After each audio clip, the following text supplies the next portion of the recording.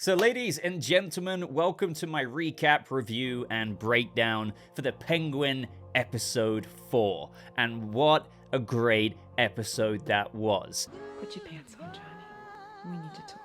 This is absolutely Sophia's episode. I mean, I'm pretty sure you guys could figure that out. But we also delve into the world of Arkham in such a haunted way, with the final events of the episode absolutely catapulting us into the whirlwind of consequences moving forward. Not just for Penguin, but like the Maronis. I'm just going to shut up and dive straight into this, so would greatly appreciate your support on the video, just for leaving a like, consider subscribing for more videos like this, but let's just get right into the beginning. So, the episode picks up right where we left off, with Nadia Maroney and her men pistol whipping Oz to the floor. Disrespect you have shown our family. But since Oz, we can't forget, has been working with the Maronis, they agreed to take the fall for Alberto Falcone's murder. And so for Oz, from Nadia's and just, the Maronis' perspective, to not let them in on that new drug shipment that could revolutionize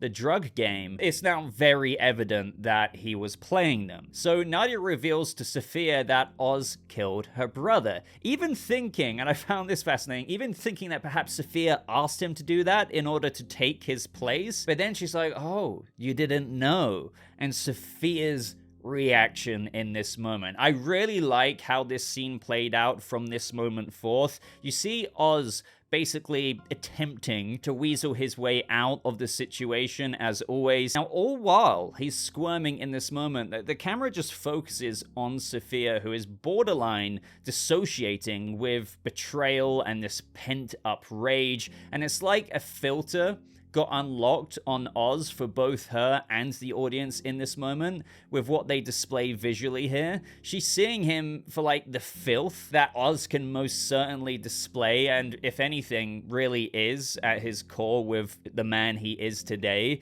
Now, as Oz pleads with Nadia, you see in his desperation this just grotesque salivating, almost foaming out of his mouth as he's spitting. It's just pretty disgusting, and if anything reminiscent of Danny DeVito's Penguin, so I thought that was a nice touch. But this is when Vic comes storming in. Sophia hits her head, trying to dive out of the way of the car. Nadia obviously escapes just for her own safety, and Sophia passes out in a nearby alley, ringing Julian Rush for help. No idea if this is intentional or not, but this scene with Sophia is very reminiscent of Bale's Batman when he was dosed with fear toxin as he was passing out, and how he rings Alfred in that moment, and you can just hear Alfred's voice over the phone. And then we enter the flashbacks of Sophia's story to 10 years ago with a much different version of her. But you could also see Oz there, and I suppose the only change is that he's got a little bit more hair.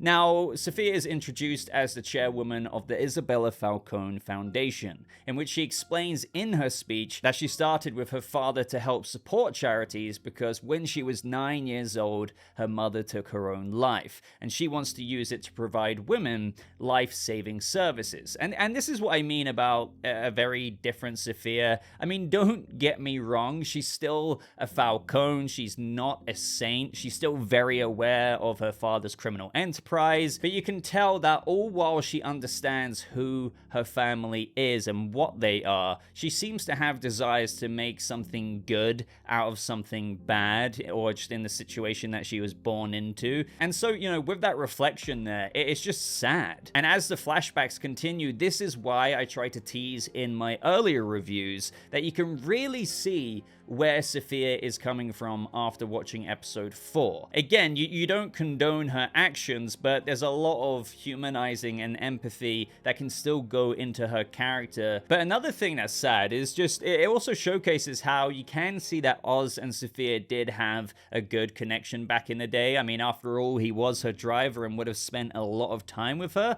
And technically, this is a different version of Oz, of whom is trying to prove himself. He probably, well, yeah, he wouldn't have done all the terrible things that Carmine would go on to ask him to do, just like what he said to Vic when he was digging the grave. Whatever Carmine threw at me, I delivered on.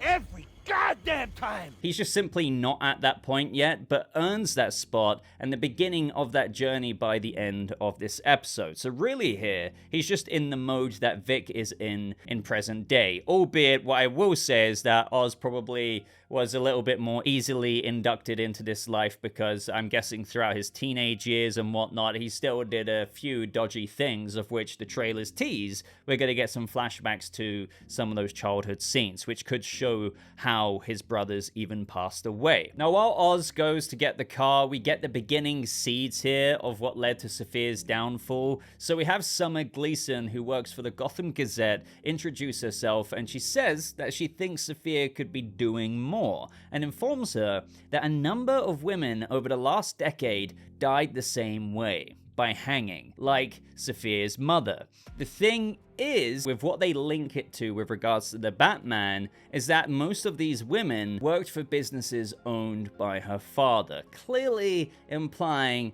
that they've been framed as taking their own life, and this really starts mining away at a truth that Sophia has kept buried for her entire life. And this is where we get that first little flashback in this moment to seeing Sophia playing hide and seek with Alberto and coming across the haunting image of her mother hanging. And after being contacted by this journalist, this is a truth, an idea that has really just been brought to the surface that just keeps knocking and knocking through these initial flashbacks. And so we see her at dinner with her brother and a younger Carmine Falcone. So yes, indeed, he is played by Mark Strong. Now, lots of people keep asking, why wasn't it John Turturro? I would have to assume that it's down to scheduling conflicts, but I do still feel like Mark Strong did a really, really good job here. Now, I like how in this family dinner scene, we see how Falcone still gets his kids to do his dirty work or be involved in the family business still, saying that Congressman Hill has finally taken his calls thanks to Sophia. This could be a reference to Mayor Hamilton Hill from the comics, who of course was corrupt and in cahoots with Rupert Thorne.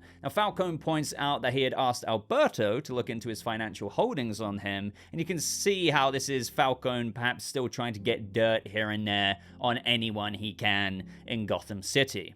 Now, you can also see how he views Alberto as just completely unreliable, how he doesn't follow through on the family business, he's more concerned with drinking and partying, and he reveals that maybe it's time to break family tradition, and that in the family's future, he wants Sophia to take his place and run the family one day, which still shows how when Sophia says, of course, that she's, still willing to run a crime family, despite what I was getting into earlier. But with that being said, I'd still like to think that this version of Sophia maybe would have kept it a little bit above board, if you can even describe running a crime family like that. Just, perhaps attempting to do more good with that legacy she would have inherited while still being involved in crime to get the profit to fuel her more well-intentioned ambitions compared to that of Carmine. But trust me, not trying to sound naive here, she would have still been running a literal crime syndicate.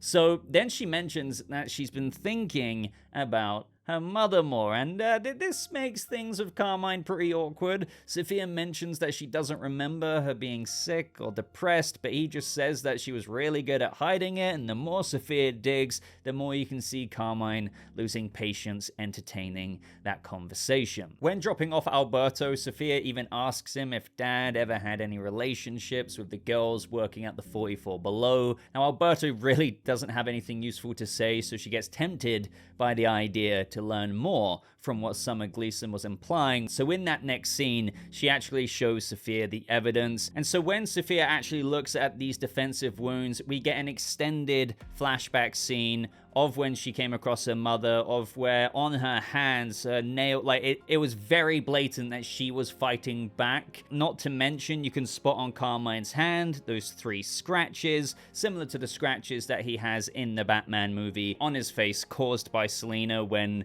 the very same thing was happening to her. So obviously Sophia knows this is true in this moment, but lashes out at the reporter in a bit of denial. And Oz, in this moment, points out that meeting a reporter, people will start getting ideas. And unfortunately, in her anger, she also lashes out at Oz, saying that she doesn't care what he thinks and that no one does. He's her driver and that's all he is. Now, clearly, that wouldn't have made Oz too happy there, perhaps influencing him to feel a little bit easier about telling Carmine Falcone about what just happened. Which brings us, of course, to Carmine's birthday where everything goes down. And it appears as though that Oz has told Carmine as he approaches Sophia with a very shiny new jacket, telling her that Carmine wants to see her. And I do want to stress though, just again, I'm not trying to say that the Penguin is a very good guy, I'm just saying that the last shot there on Penguin's face shows that even though he's willing to do this, he knows what he's done, and it's not like he's jumping up and down about it, if you know what I mean. So with Carmine here, man, this was so messed up. Like, obviously, this looks incredibly bad to him, knowing that Sophia met with the press. Carmine looked into this through speaking to Kenzie, of whom we saw in the Batman movie. He's been the mayor for the last 20 years.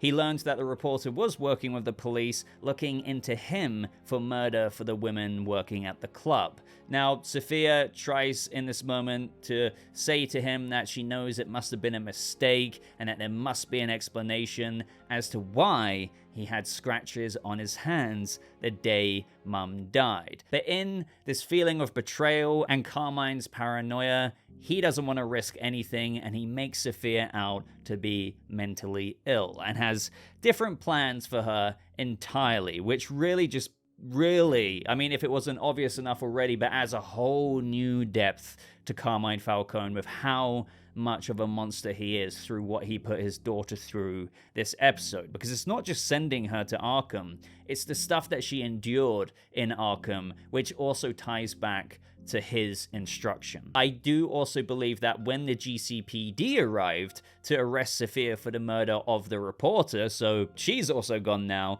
that Oz genuinely didn't know what was gonna happen, going back to their conversation at the end of episode 3, in where he said, Fucking Arkham.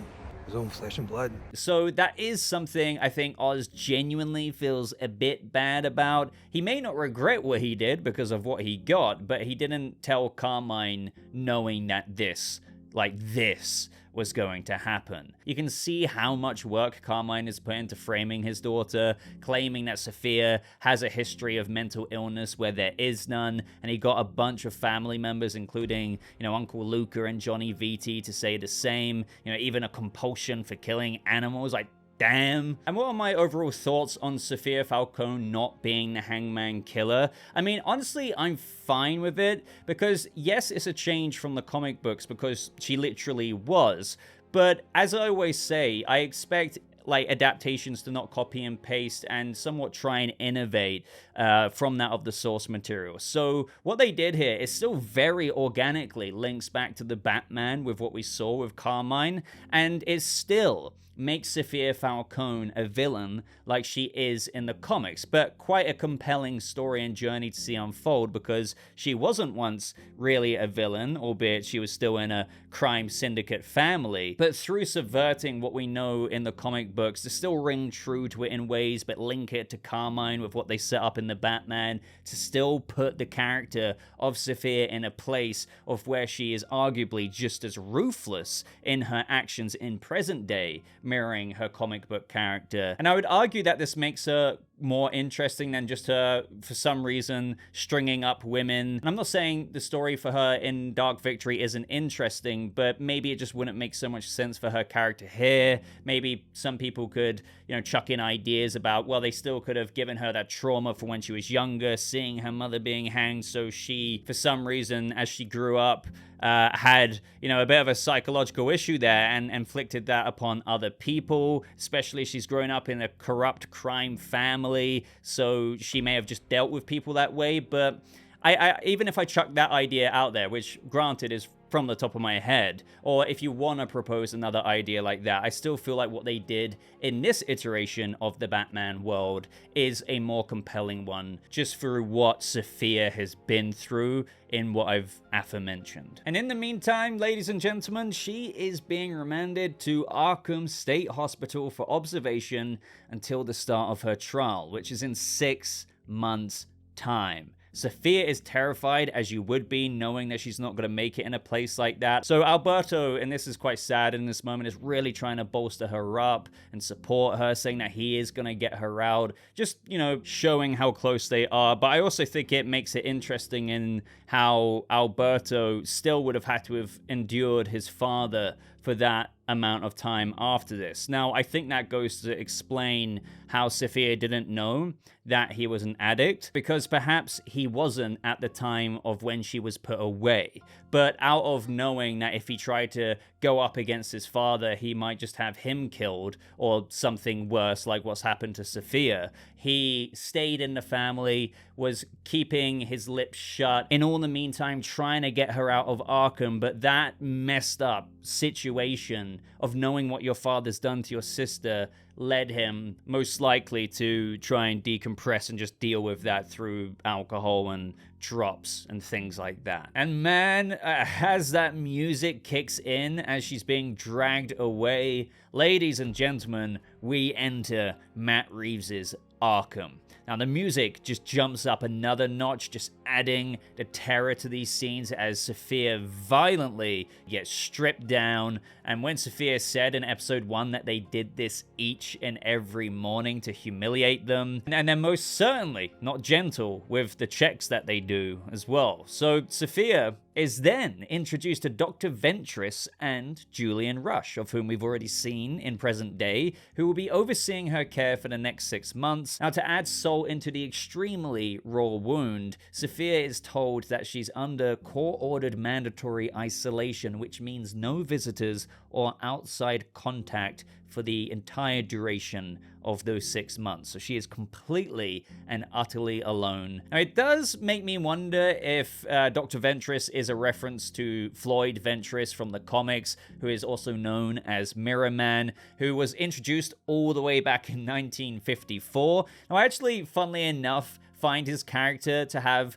quite a few similarities with Hugo Strange. Obviously, they're not the same character, but he created a special X-ray machine with a desire to learn Batman's identity, and he actually successfully did so. But the funny thing was that nobody really believed him. But we also know that Hugo Strange has a desire to do the same thing, and Ventress also has a genius-level intellect, and not to mention, the early depictions even have him looking like Hugo Strange. It's just a little observation that I'm probably looking into way too much and really doesn't mean anything here. It's just I know that people want to see an early Hugo Strange or Jonathan Crane in Matt Reeves' Arkham whenever we get a chance to see it. But little character names like this could really just be their own homage to that, if you will, even if it doesn't directly connect. And as they leave that room, I know I'm stating the obvious, but I just loved seeing the cells of all the inmates and their haunting screams. As you can probably tell where I'm going with this, I would have loved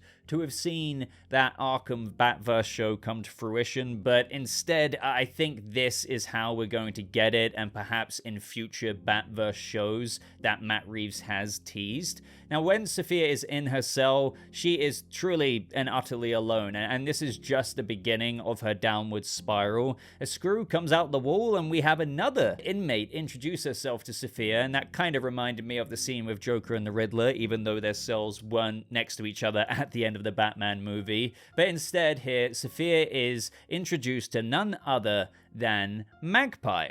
So as many of you know, Magpie is actually a villain from the comics that Batman has had many run-ins with before. She's a jewel thief and doesn't exactly have issues with killing people that get in her way. She's good at hand-to-hand combat, although again in Matt Reeves' iteration, I don't know how much of that would have been brought to fruition, but I can imagine she could have still stolen things, maybe killed people, and that's how she ended up at Arkham. And it was just so creepy with with how she was talking, the design that she had as Sophia got a glimpse at her through that tiny, teeny little hole. You can tell that she's been at Arkham for a very long time with how it's reflected even in her appearance. I mean, man, those teeth. And then we see Sophia having lunch with the other inmates at Arkham, and everyone seems to know about the new inmate just because of the hangman crimes. So here she sits with Magpie, and we see Bliss is being given to patients, which Magpie calls candy. She says you only get it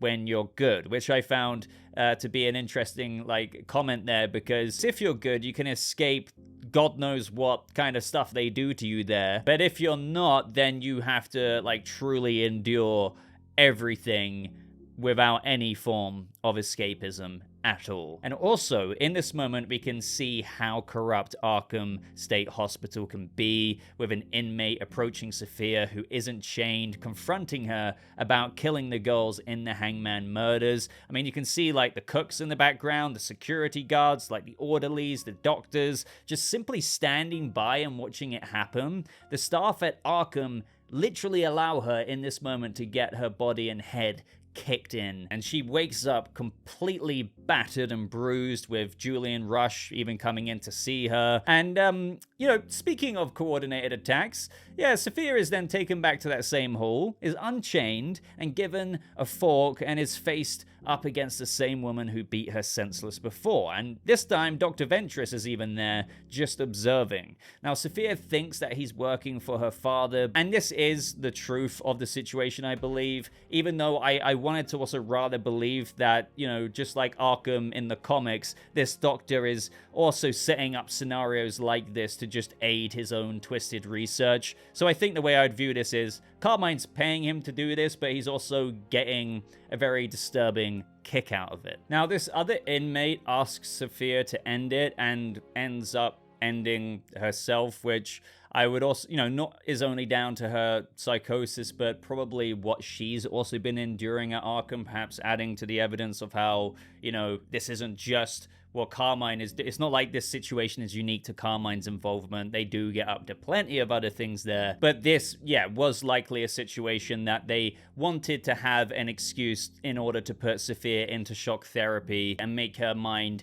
actually pretty messed up as a result of that very archaic treatment. Now, as Sophia is receiving the electric shock therapy, you can see Julian is getting more and more disturbed by this, as he realizes Sophia is probably the real deal with what she's saying, and just witnessing such suffering and seeing how wrong this all is, even asking Dr. V, what if she's telling the truth? Now, this leads to a bit of a montage of scenes of Sophia's treatment at Arkham, and the further she progresses, the more she peels off the paint of the walls in her cell, revealing some wallpaper underneath. Now, this is clearly meant to be symbolic of how, as the walls are being torn down, so is Sophia's mental health and decline, with the walls even reflecting the very room that this all stems back to, the scene of her mother's death. And we even then get a moment of Sophia in her Arkham jumpsuit approaching her mother's body, and now her trauma reveals that it was her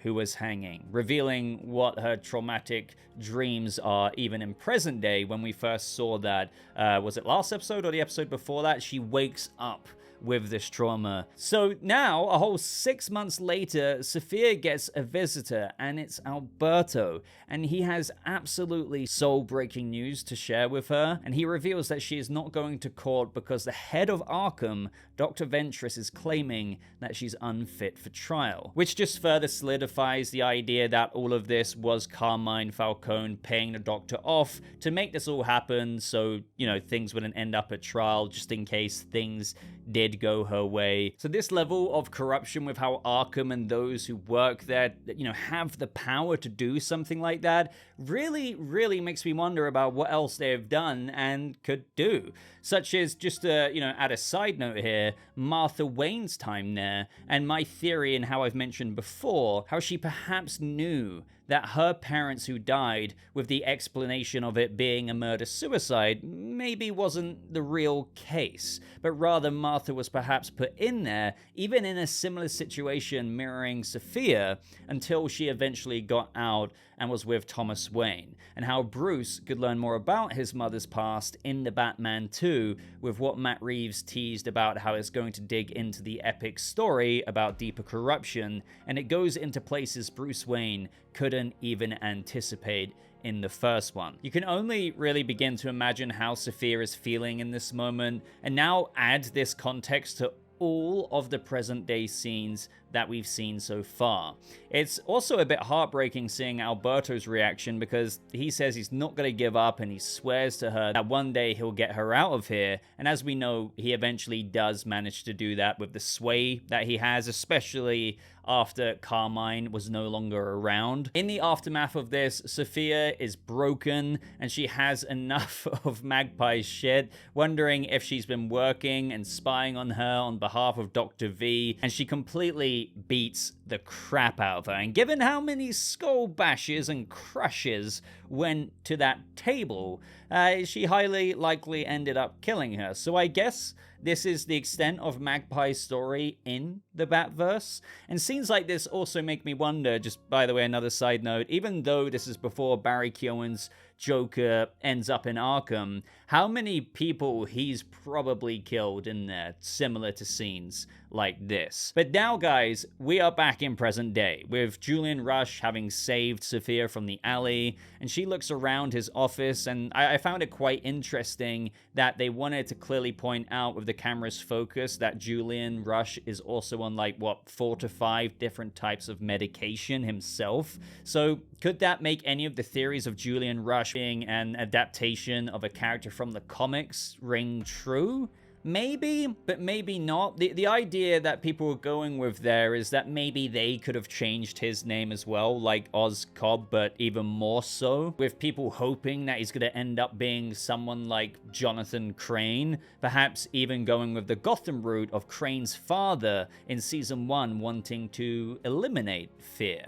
So far, though, I don't think the show has really given any major indication or similarities to Crane, but then again, who knows what skeletons he has in his closet with the knowledge we could have yet to learn, especially as all of the villains, as stated by Matt Reeves, in this universe are literally at their origin points, even to the point of where they don't even have their own monikers yet. Now, having said that, in this scene, we do get some more indications about Julian Rush after, Sophia initially mentions to him about how she feels an idiot for trusting Oz, and we have Julian trying to help her, maybe even encouraging her to go to Italy, and she asks why he is doing this. And he reveals that he does genuinely want to help, but also, admits that he wants to feel less guilty about seeing what happened to her. But it's in this moment Sophia has her own psychoanalytical insight into Julian that brings up a potential darker side that I've been wondering about, and many others even, that hasn't yet been presented to us. And she says that he doesn't have to pretend with her. You miss it, how it was at Arkham, don't you? The control that you had. She hasn't forgotten about the ways that he looked at her, implying that, maybe he has a bit of a romantic attachment, if you will, to Sophia, but, putting that aside for a second, but perhaps a low-key fascination, as he is a doctor at the end of the day, in the opportunity that he still got to watch a person unravel, as Sophia said. So, do you know what I mean? Like, she's literally said that her insight is telling her that maybe he liked, even though he feels a bit bad about it, watching a person unravel. So could there be more to that? I don't know. But in addition to this, Sophia does also mention that, there wasn't only Dr. Ventress at Arkham, but the doctor after him and the doctor after him. So I don't want to get my hopes up, but that means, obviously, in the past 10 years, that catches us up to, kind of present day, is set in 2022, that there are other doctors that came into Arkham to fill Ventress's role. And, who could they be? Possibly a name that we recognize? You never know. But feel free to have fun with that down in the comments. Maybe I'm looking into it too much, but hey, again, you never know. So as Sophia says, they think I'm broken. I'm not broken. You're right, I deserve a fresh start, and Sophia is now on a warpath. And she's absolutely now at this point of, she's had this metamorphosis in this moment that we watch unfold as the closing scenes of the episode take place. So Sophia here turns up at the Falcone dinner, or what you could call the Last Supper, in an incredibly awkward setting with everyone not really knowing how to act, given how strange and confident Sophia is being, with seemingly no effects being given, representing how she kind of has nothing to lose at this point and is just ready to go full swing into this. Sophia even interrupts Luca's speech to do her own, which was brilliant, as she basically calls them all out on how rotten they were, how they completely screwed her over, as they literally knew it wasn't her who committed those crimes. But still, she was genuinely surprised at how many of them were willing to do that, because she trusted them,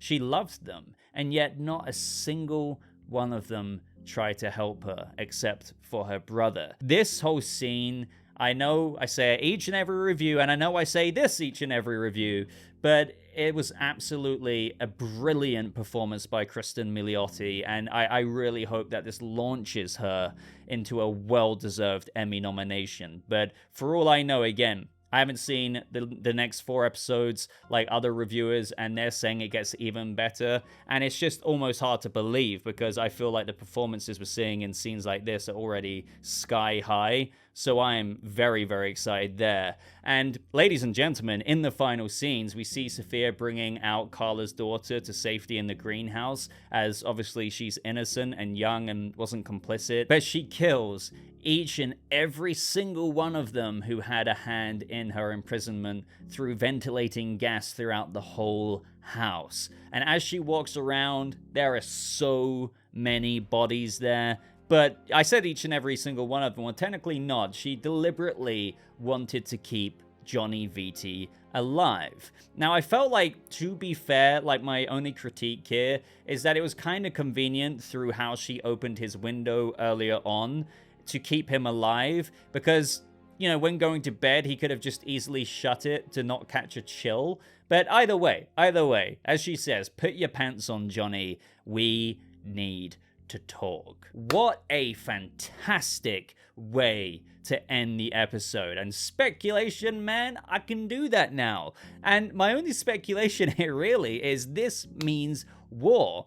So, technically Sophia is the head of the Falcone crime family now, even though there's not really a family left, but she still doesn't have any resources, although I suppose she could use the money she has and what she's gonna get, I suppose, through blaming it on a gas leak or something to take over the hired muscle. And we really can't forget how Nadia Maroney said that the Maroneys have taken over their lab, which is housing the Bliss operation. So it's not just gonna be revenge against Oz, but now full-on an outright gang war, I can imagine, with Sophia trying to get back hers and Alberto's drug operation from the Maroneys. Like, as you can see on all fronts here, it's just gonna get so messy from here on out. Now, as to why she kept Vitti alive, I can't really figure it out right now, because maybe it's that, as the underboss of the Falcone crime syndicate, he commanded respect amongst, maybe the men and the muscle that they have. Maybe there's just some information that she wants out of him as she's taking over. But other than that, I don't really see what other use she would have for Vitti, other than also the fact that she's going to maybe enjoy torturing him because of how much she loathes him, on top of maybe getting some other little bits and bobs of information that she can get out of him. And also, what's next for Oz here? This is so intriguing to me, because he's now gone off on his own, and really what Sophia said lies with him. He has no resources. All he had was Sophia and Vic. And sure, he has, the girls with Eve, Carlo, and whatnot, but now that the betrayal is out in the open, he's not got the Maroneys on his side, of which he had before, I forgot to mention. It's just him and Vic. So Oz has got really even more of an uphill battle here, with the Maroneys wanting his head, Sophia absolutely wanting his head. This is why I love this kind of mid-season episode, because it not only was an awesome episode, but it puts the characters on the tabletop in such interesting positions. From where we're standing right now, Oz really shouldn't stand a chance. And I actually don't know what his next move will be, because the Maronis won't want to hear him, Sophia won't want to hear him. So where does he go? Like, genuinely, I would love, absolutely love to know your theories there down in the comments below. But ladies and gentlemen, that's all I've got for this long, rambly review. Can't wait to read your comments. Can't wait to interact with them as well. If you got to this point in the video, would deeply appreciate a like. Maybe consider subscribing for more Batverse content just like this. Absolutely buzzing going into episode 5. I have no idea what's going to happen, so absolutely anticipating this so much. But I'm going to shut up now. Love you and leave you. Thank you so much for watching. I hope you all have a lovely rest of your day, and I'll see you fellow Bat family in the next video. Goodbye.